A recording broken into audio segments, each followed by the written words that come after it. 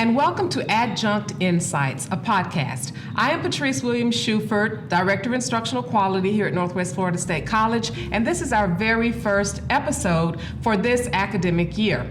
Typically, for our different series that we've been having, we had a focus on full-time faculty, teaching in general, active and engaged learning. But I am excited that this academic year we've decided to focus on our adjuncts. And additionally, instead of it being just me interviewing faculty members, we have a co-host, and I'm excited that it is Dr. Bev Holmes. She's going to be with us helping to interview different adjuncts. And our very first guest for today is Mr. Arlon Staggs, who teaches composition. Welcome to you, Arlon. Thank you so much. I'm so glad to be here. And we are glad to have you. And so I'm just going to turn it over to Dr. Holmes to ask Arlon some questions about his teaching and different things related to what he teaches.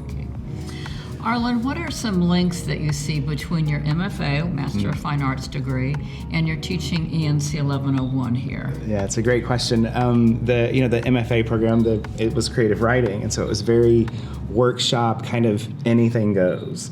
So I've had to sort of break away from this anything goes workshop mentality without completely losing the benefits of a workshop. So that's one link, but I think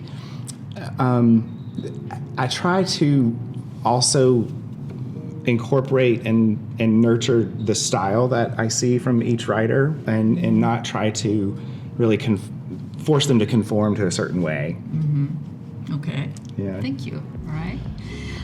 I know you are a writer yourself with a feature published in a nationally known newspaper and a book coming out next month. Could you comment on the journey shepherding a work to publication? Oh gosh, it is a journey for sure. I mean, it's full of heartbreak and disappointment and also a lot of excitement. So I think the hardest part was just begging these agents to pay attention to you when I'm pitching the novel to them, and then you have to go through that whole process and then go through the process of begging publishers to buy the book and take a chance, especially when it's your first one. When I submitted the article to the New York Times, which is a separate publication process, that was a little bit different. I was just telling a personal story to some friends, and they thought it was hilarious, and they were like, "You've got to write this and submit it to the New York Times." And so I was never planning to publish that essay, but I took my friend's advice and wrote the story and sent it off, and there it was. So that was a little bit more fun, easy of a journey. But I guess the lesson is, if your friends tell you to write it, write it. Go ahead. Yeah. Since this is your first semester teaching, I'm wondering what has surprised you the most. And maybe this is the same question, but what are some challenges so far?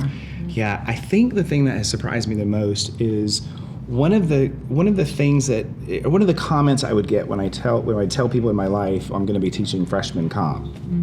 They would say, "Oh goodness, you get ready for some really bad writing," and that has not been my experience at all. And so I've been really surprised by just the quality of the work. That has, and some of it's not great, and there's room for improvement, but it was not the level that I was warned about, I guess. The other thing that surprised me is how vulnerable these students are. And I think back to when I was their age, I don't know that I would have written to my teacher some of the stuff that they're willing to say. And there's nothing too outlandish, but I'm just very impressed at their willingness to kind of dig deep and share their emotions and share what they've dealt with in life. And so I've been hugely impressed with that. As far as challenges, I think, kind of back to your first question, I think one of the challenges I've had is just relearning for myself sort of the components of a composition class and what are the rules, because I just came from an MFA program where you're rewarded for breaking the rules. Right. so now I've got to kind of dial the creativity back and sort of put in some structure. But that's one of the things I'm a little challenged by. May I just ask a follow-up? You say that you've been surprised or pleasantly surprised by how, I guess, raw and authentic and open they have been, but hasn't that made for some some really interesting and good writing? Absolutely. Absolutely. Very, certainly entertaining.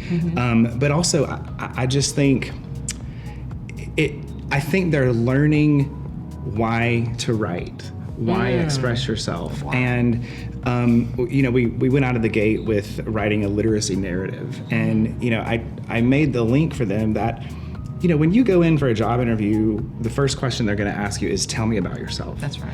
And if you don't have a narrative that you can share, you're not going to be prepared for that very first question. And somebody who walks in the door and can share a personal story wins over the interviewer, I think. So I tried to connect it to kind of that real world application, but Wonderful. so far so good, I think, on that. Yeah.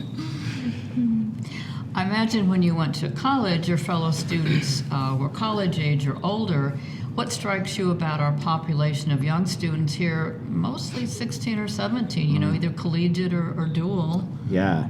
Well, when I talked about being vulnerable, those were some of the ones that were the most vulnerable, I found. I also find that they're easy to get engaged in class. They seem a little more willing to answer questions and raise their hand and engage with the discussion. So that's something that struck me about them.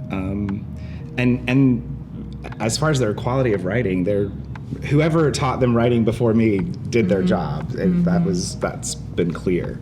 Good to know. Yeah, that's good. So, are you going? No, go ahead.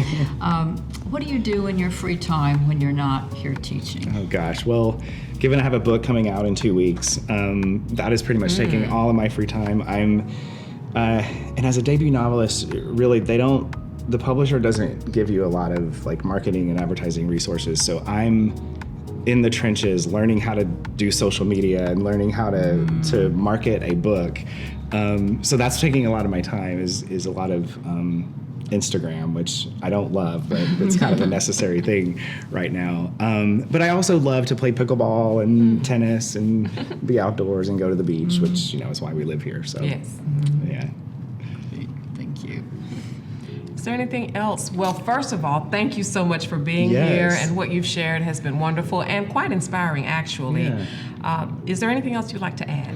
Well, I just want to say this has been such a great experience so far. I've been an adjunct at another university, but like in their extension program, so it wasn't like in a certificate program where I taught creative writing. And the adjuncts there were always you're just kind of on your own. Like, I don't know that anybody ever even knew what I was doing in the classroom. Nobody ever really showed an interest. I think it was all done by email. And I just love how welcoming you are. And, you make really great efforts, successful efforts, I would say, in having us feel like faculty. And so I just really appreciate that. So it's so far a great opportunity. Well, we're working on that, and I didn't say in the beginning, I said how thrilled I was to have Dr. Holmes co-hosting this podcast series, but Dr. Holmes has done work with adjuncts for years, and we've finally gotten to a place where we're really focusing more on the adjuncts to make sure they feel included in our campus community. So I hope that you're feeling that, you expressed that you're feeling that. It's working with me, so good wonderful, job. wonderful. Well, thank you again so much for being here, and before we end our episode, I would like to remind everyone watching and listening that we have our 6th annual Fall Faculty Forum coming up October 15th and 16th, Building 500, Niceville campus, upstairs in this little spaces. We'd love for you to come out, watch your colleagues share about activities, lessons, things that they do in their classrooms, get some ideas, network, get some good food, have some fun. Thank you so much for watching and listening, and as always, go Raiders.